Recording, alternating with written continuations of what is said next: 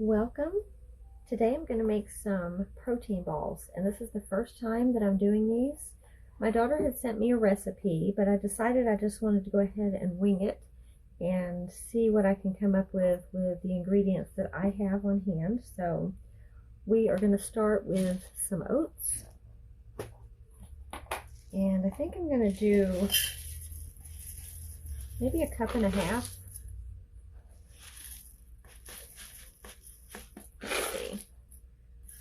That's about a cup and a half.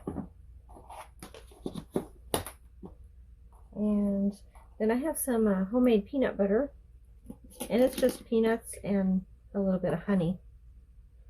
Oh, let me grab a spoon.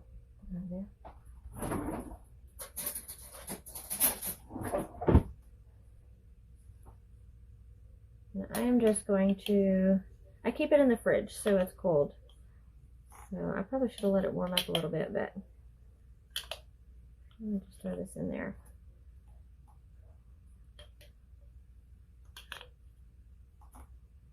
So that's probably, press down maybe a cup of peanut butter. And I'm just going to drizzle some honey in there.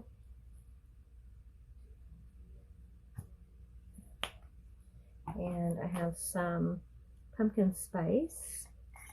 And I like to make my pumpkin spice coffee with this. And put some of that in there. Since it's winter, at least where we're at this week, it's cold. It might be summer again next week because I'm in Texas. And then I want to throw in a scoop of collagen. Now, I don't cook with this or make stuff with this very often at all. Just in special items like protein balls, because I actually drink this in my coffee in the mornings. But I want to make some high protein high protein energy balls.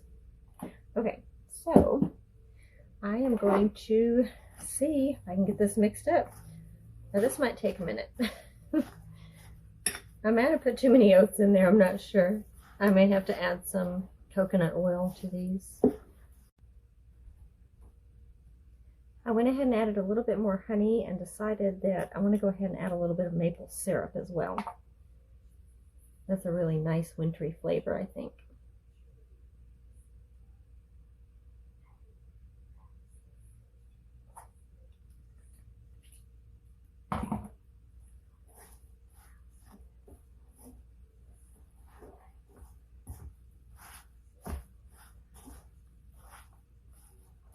I think this is going to take a few minutes to mix up, but I think it's because I didn't let my peanut butter warm up, because it's fresh out of the refrigerator. And I may need to add just a little bit more peanut butter also. But I made this specifically to make these protein balls. And I'm hoping that I'll be able to at least get a dozen out of this, but we'll see.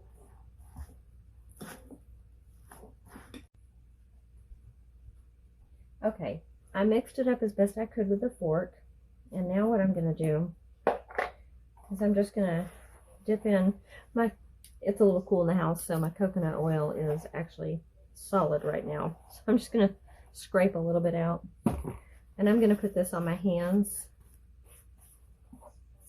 in hopes that this doesn't stick too bad to me.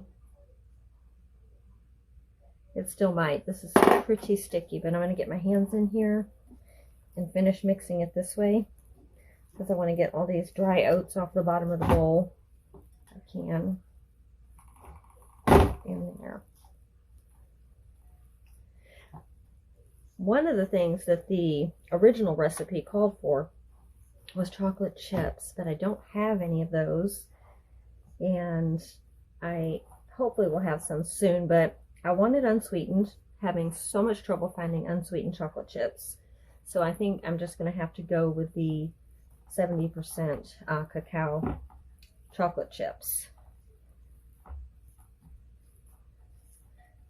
But if these turn out, you should be able to make these with whatever, type of spices you want. If you just want to do cinnamon, or you want to do, you know, ginger, if you want to put, oh, cranberries, that would be really delicious in these. Okay, so I have this nice sticky ball, so I'm thinking that's probably a pretty good consistency. Let's get this over. And then, normally I would use parchment paper, but I am fresh out. So I'm just going to do this right on my, it's a nonstick baking sheet anyways, it'll be fine.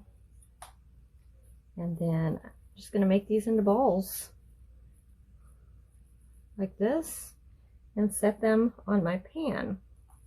And these particular ones, you don't have to cook. Now, if you wanted to cook them, you could throw an egg for more protein, and you could throw in a little whole wheat flour. And then you could probably bake them, you know, for about 7 minutes or something. And that would be really good. I am probably not going to get 12 out of this. I wasn't sure how much to use. But I know I've said this in other videos that I like to just sort of jump in on something maybe that I haven't done before. I mean, some stuff I have done before that I make videos on, but I like to jump in and just, you know, have you watch or make along with me things that I haven't done, that I'm doing for the first time on video, just to see how they come out, and then you can see, you know, all the good, the bad, and the ugly, how they turn out, the mistakes that are made along the way. But these, I have to say, are turning out pretty darn good. They almost look like those peanut butter bird seed feeders that we used to make in elementary and junior high school, minus the bird seed. That's a little bit what they remind me of.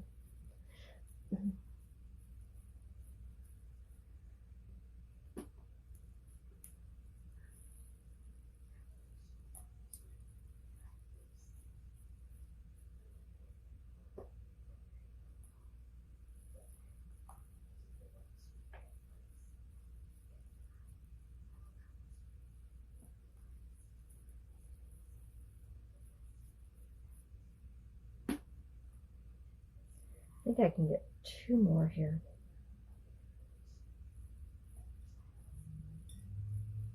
Well, I'm going to get close to a dozen anyways.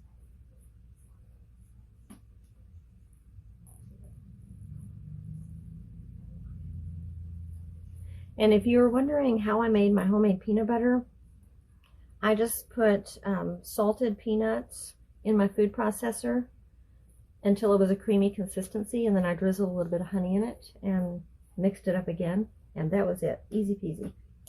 Okay, so I didn't get a dozen, but I did get 11, so that is really, really, really close. And then I'm going to taste this one.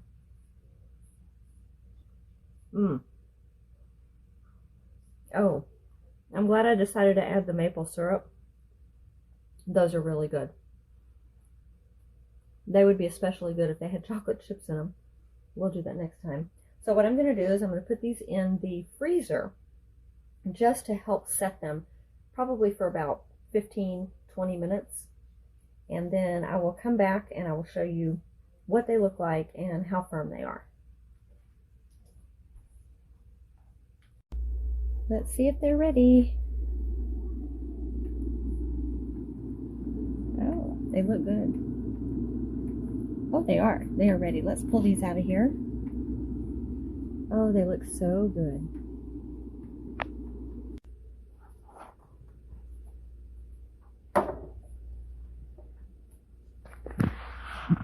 Those look so good. And they are a little sticky. You could leave them in the freezer a little bit longer.